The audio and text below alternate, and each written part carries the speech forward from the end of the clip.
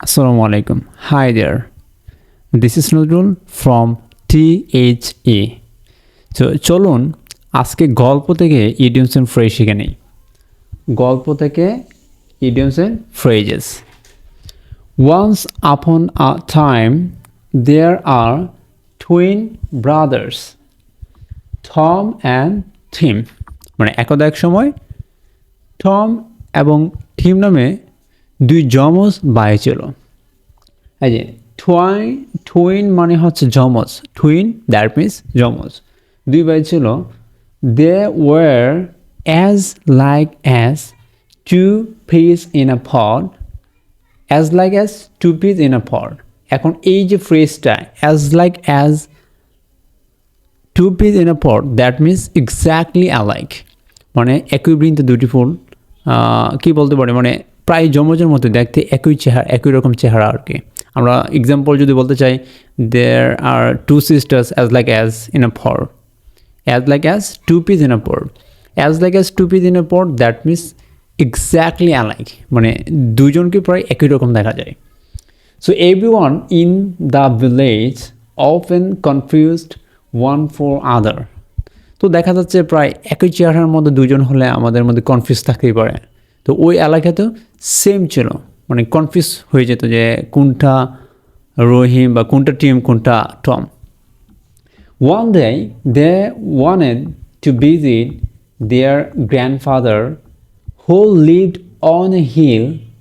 They decided to go as the crow flies, taking the shortest path through the forest instead of the long road.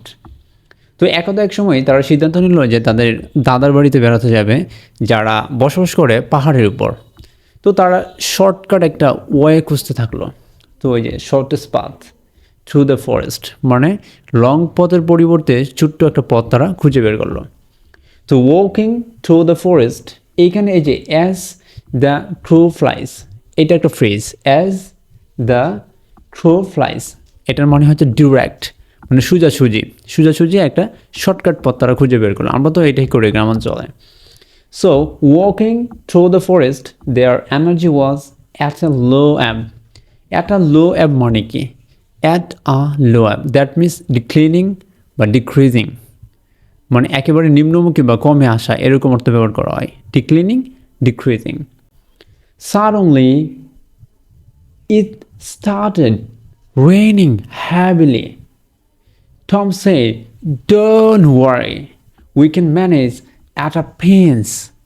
At a pinch, that means in case of emergency, মানে জরুরি অবস্থায়। তখন সে বলছে, "Don't worry, we can manage at a pinch." আমরা খুবই জরুরি অবস্থাতে একটা রুম পেয়ে যাব, বা বর্তমানে থাকার জন্য একটা জায়গা পেয়ে যাব।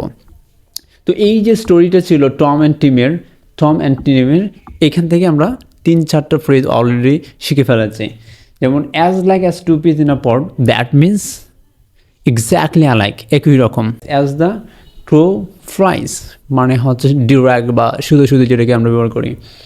তারপর হচ্ছে এখানে কোনটা ব্যবহার করতে হবে? At a low app, that means একেবারে নিম্নমুখী, যেটা একবারেই নিম্নমুখী অর্থ ব্যবহার করে অ্যাট আ লো অ্যাপ। তারপর হচ্ছে অ্যাট এ পিঞ্চ, জরুরি অবস্থায়। তো এই ফ্রেজগুলো শিখে নিলাম, ফাঁকে ফাঁকে গল্পটা সঠিক উচ্চারণে শিখে নিলাম।